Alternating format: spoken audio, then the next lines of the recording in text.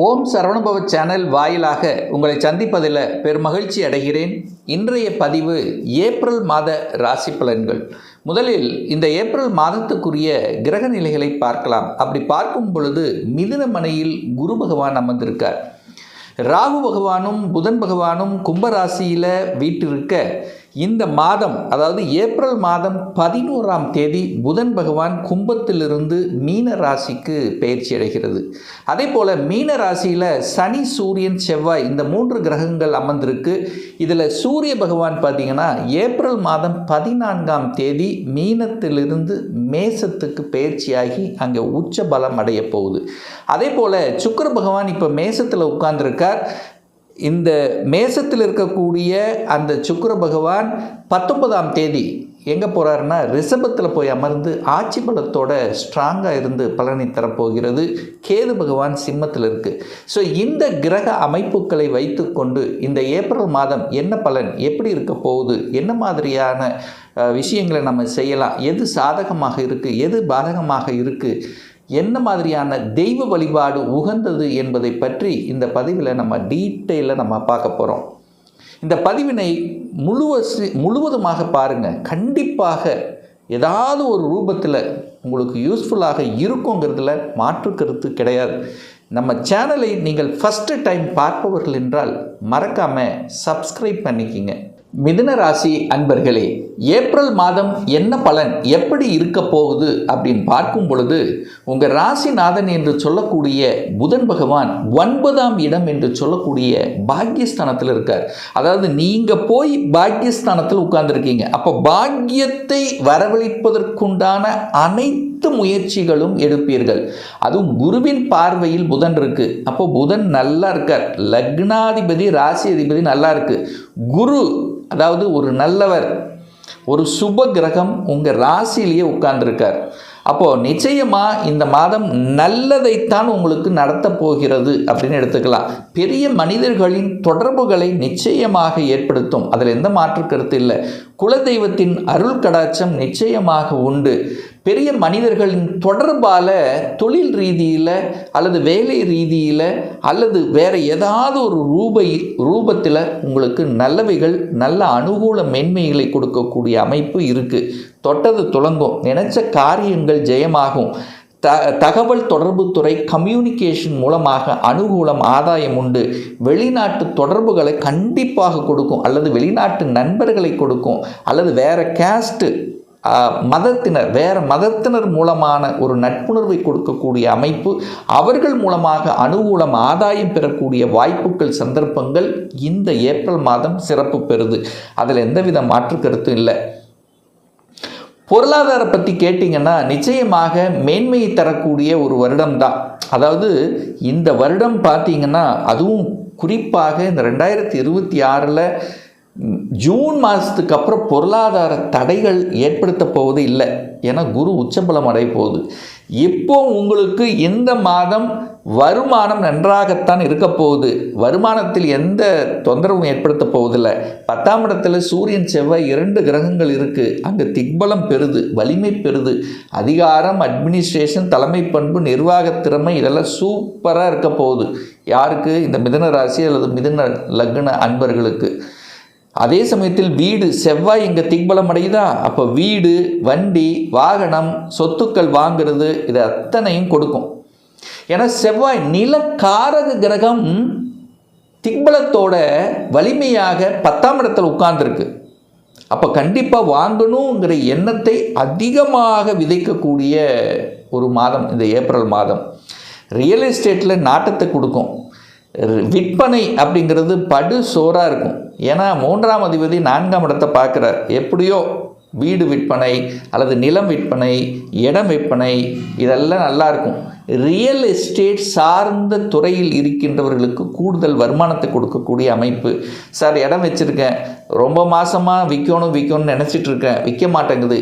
இந்த மாதம் நீங்கள் எதிர்பார்க்கலாம்.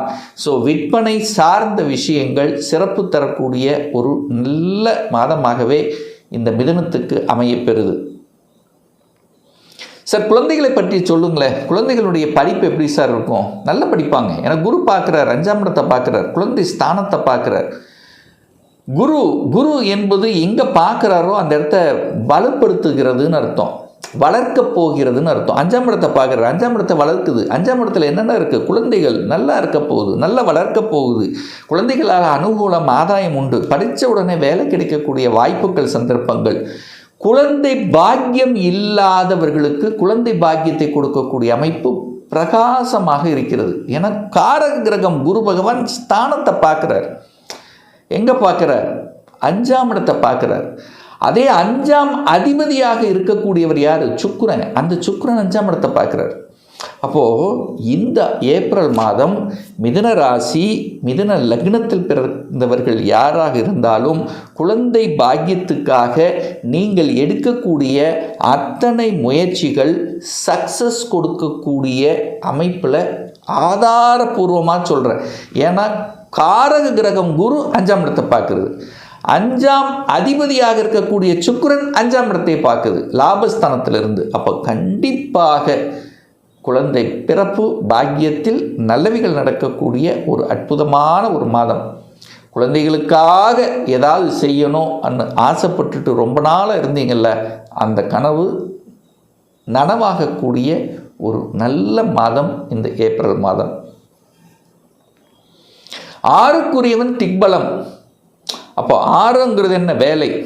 ஸோ யாருக்கெல்லாம் வேலை இல்லை, நான் வேலை தேடிட்டுருக்கேன், இந்த ஏப்ரல் மாதம் ஒரு நல்ல வேலை கிடைக்குமா அப்படிங்கிறது நீங்கள் கேட்டிங்கன்னா உங்கள் முயற்சியால் கண்டிப்பாக 100% கிடைக்கும். ஏன்னா 6ஆம் அதிபதி வேலையை கொடுக்கக்கூடியவன் செவ்வாய். அவர் போய் 10ஆம் இடமான தொழில் ஸ்தானத்தில் அமர்ந்து கொண்டு அங்கே திக்பலத்தோட வலிமையாக இருக்கார். அங்கே சூரியனும் வலிமை, அங்கே தொழில் காரக கிரகமான சனியோடு இணைந்திருக்கு. எல்லாம் கரெக்டு. கோபப்பட்டு கெடுக்காமல் இருந்தால் சரி. இங்கே தான் ஒரு பிரச்சனையே. அதிகாரத்தை கொடுக்கும், ஸ்ட்ரைட் ஃபார்வர்டாக இருப்பீங்க, வளைஞ்சு நெளிஞ்சு போக மாட்டீங்க.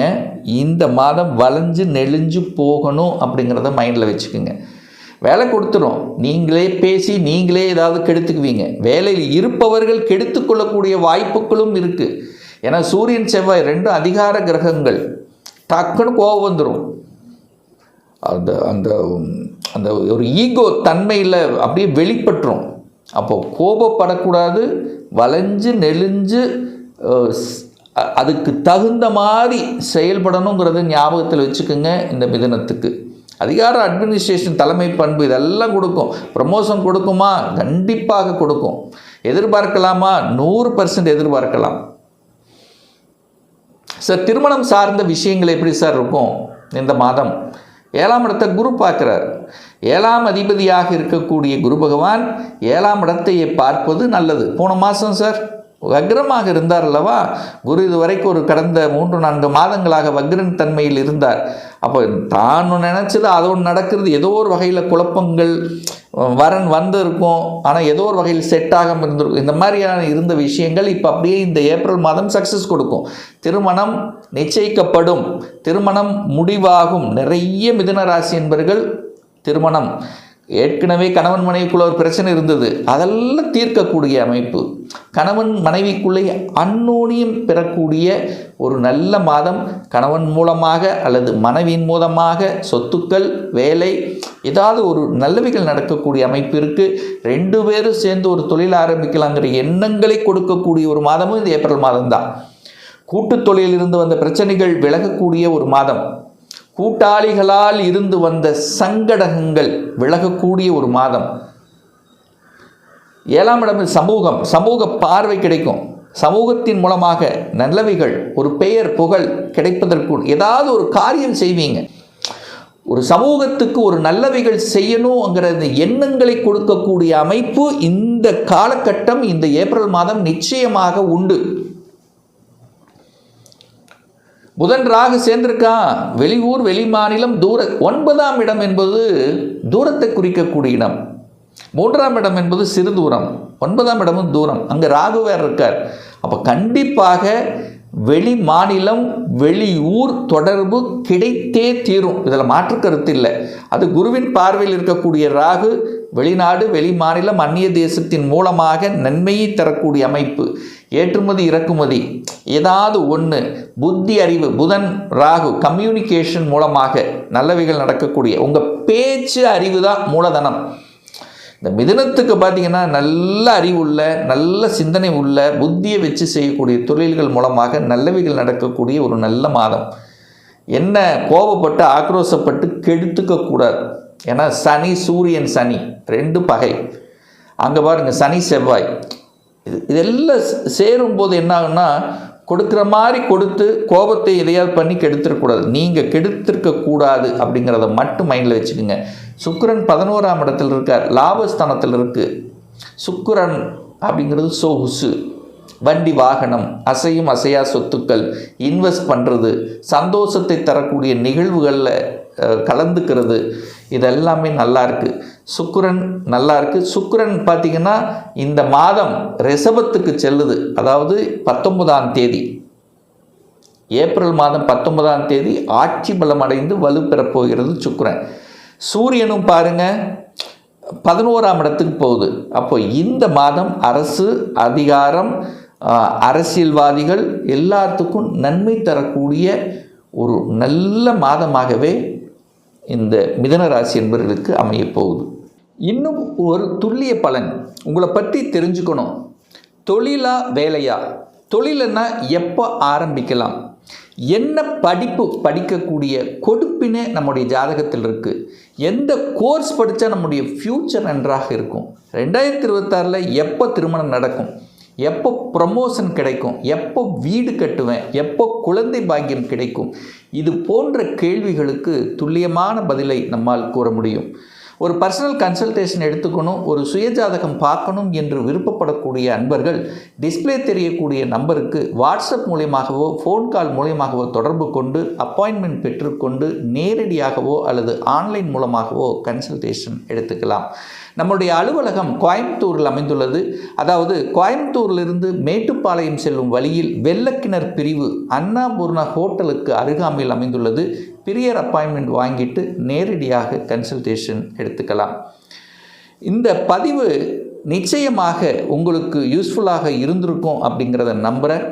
மீண்டும் ஒரு நல்ல பதிவில் உங்களை சந்திக்கும் வரை உங்களிடமிருந்து விடைபெறுவது உங்கள் அஸ்ட்ராலஜர் டாக்டர் சதீஷ்.